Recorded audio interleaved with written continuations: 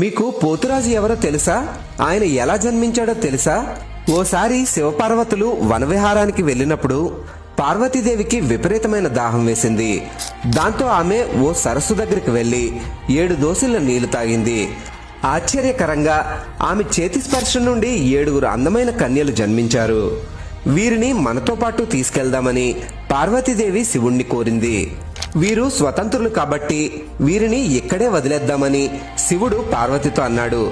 అయితే వారికి ఎవరు తోడుంటారని పార్వతి ప్రశ్నించడంతో శివుడు తన త్రిశూలం నుండి ఓ వీరుణ్ణి సృష్టించి అతనికి పోతురాజు అని పేరు పెట్టాడు. అలా అప్పటి నుండి పోతురాజు ఆ 7 కన్యలకి కాపలా ఉన్నాడు.